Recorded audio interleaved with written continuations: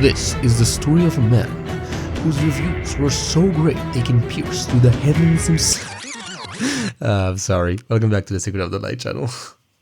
Let's talk about anime episode 2. Roll the intro.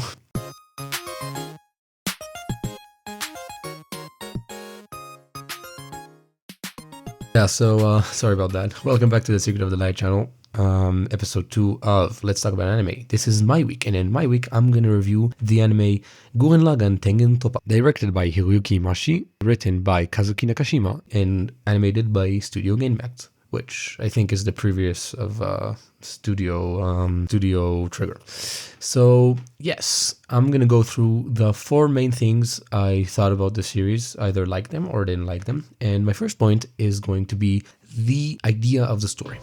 The idea of the story in Gurren Lagann is the idea of creating your own will by drilling through basically infinity. Going through the rough patches, everything, and always remember to take your head up, take your drill, and drill through fate itself if necessary to achieve your own goals. I think this idea is very cool, and they executed that very, very perfectly, using like Simon, the driller, the miner, that you think is just like a normal coal miner. He doesn't know what he's doing, he doesn't know whatever. But the idea of his mining as the evolution of himself, continuing to mine as humanity mines through their evolution, is just so perfectly executed in my opinion. Like, they took the idea of evolution and humanity, turned it into a spinny thing, and created a very, very cool story and very cool idea in my opinion. And it just works very well with the characters and with the will, and yeah, it's just good. I mean, there's not a lot I can say about the idea of the story, because, well, it's more you watch it. You know, ideas of stories, when you watch them, you really, really get into them. So I'm going to jump right into what everybody likes, because let's be honest, I mean, most of us go, well, I watched this because of the psychological, yeah, but you also watch it for the fights, which is the second point I have in this series. The fights in this show are incredible. I mean, through the animation to the depth of the fights, they just are executed so nicely. Like, let's talk about the animation. The animation of this show is so good. You would not believe that it was animated in 2007.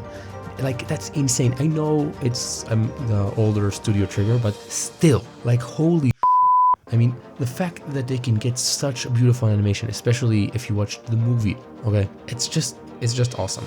The fight scenes, the choreography, everything was just animated, like, I want to say perfectly, though I know if we're going by standards of this, like today's animation, it's not perfect, okay? I mean, it's not Demon Slayer, it's not One Piece, it's not Bleach, but if you look at what they had in 2007, I mean, it's not even comparable to other shows in 2007.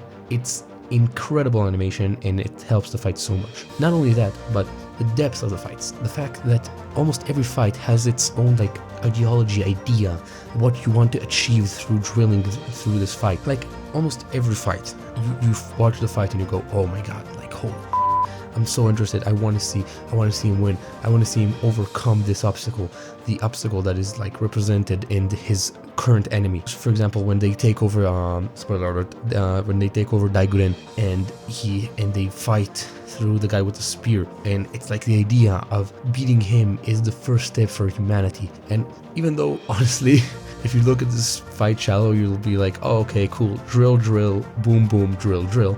It's not. Like, if you look at it, if you really watch the show, then you'll see the ideas. You see what the creator wanted to show you through this fight. The representation of humanity going through. For example, my favorite fight, I think it's episode 10, Simon versus the turtle dude. Major spoilers in the next like 20 seconds, so if you didn't watch the show, skip. Like, it shows like the hard shell of the turtle, who he needs to crack through this depression of his. And the way he does it is by creating the Giga Drill again. Even though Kamina is no longer with him, he's creating Kamina's will through himself and shattering the shell of this turtle that is basically representing his depression, his brick wall that he cannot pass, but now he can pass it. I mean, just great fights. I mean, it is just like, fights wise, it's pretty much a perfect anime. If you like good fights, this anime is definitely for you. And without further ado, I'll go right to my third wait, what?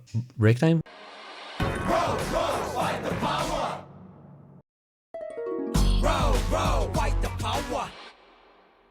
I mean, come on. I kind of had to do that.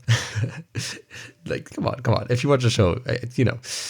My third point is the characters. When I talk about the characters in Gurren Lagann, I like to separate them to two parts. The first part of the show, which I'm gonna call season 1, and the second part, because it is the same characters, but it looks at the characters kind of differently, in my opinion. So in the first part, you have the main characters that get the depth are Kamina and Simon. They really get like a lot of depth into them. But the other characters don't really get that much depth. Most characters in season 1 just get like an episode that they're introduced and whatever, and then they join or whatever, which you think means that like Kamina and Simon are the only good characters on the show, but that is completely wrong, because I don't know how he did it, but the creator just took one episode for each character and somehow he made it so that every character is perfect the way they are. If it's a character for fan service, for fun, for depth, he was able to introduce them fastly and make them work beautifully inside of the story, their relationships with other people, how they work, how they create these little scenes, or even when they fight for their own ideology, you can really feel their own ideology, even though their ideology was built in one episode. And overall, it even supports better the fact that season 1 is like more about Simon and Kamina, the fact that you have these characters who you don't get bored of, you like these characters, they're very good written characters, but they were written smallly so that they don't take away from the main characters that you want to look at, which are Kamina and Simon. I don't know how he did it. I think it's very awesome, the fact that he was able to just take these one episode characters, create these magnificent one episode characters, which you'd honestly think that are bad, but are just perfectly done for some reason. They support the story beautifully, and even on their own, when they have their own fight, it is just so nice. And then we have the second part, which is when he took all of these characters and added the depth into them. For example, Luciu or Yoko, which in the first half of the series are representing some kind of idea in the story and are basically supporting characters or whatever. He added the depth into them and created from, in my opinion, a perfect character into just another level of character. For example, Yoko, which was basically a perfect character for what she was supposed to be. She was supposed to be like, you know, more of like the waifu, a little bit of a mothery fan service, obviously, but he took her entire arc as a teacher, and it's just amazing how he took a character that was basically perfect for the show and then made her even a better character, which is insane. Or Luciu, who started off as the, like, you know, more like the good kid, the scared kid. He doesn't really know what to do. He knows that he's not supposed to abandon Simon, but he doesn't really know how to fight with him, and he turns into this insane politician with depth, his ideas, what he wants to do, how he wants to save humanity. Or for example, Kiten, who in the first half of the show is just this stupid, funny character, and somehow he turns during season 2 into this responsible guy.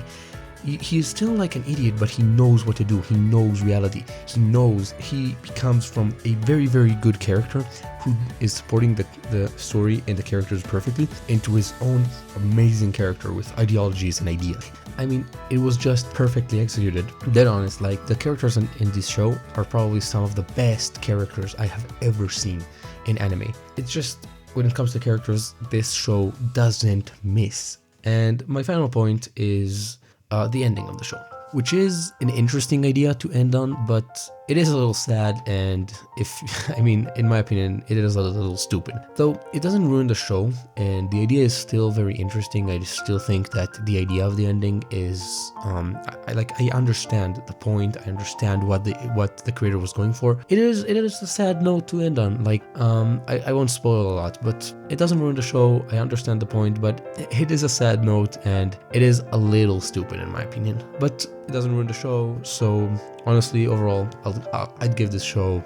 I think, an 8.5 out of 10. Great show, great characters, great idea. The ending is a little bad, but it's worth it. It is definitely worth watching this. I recommend this highly. And yeah, if you've seen until this point, drop a like, subscribe. I mean, it really helps us. And yeah, I'll see you guys in 2 weeks, I think, because next week is Kaka's week.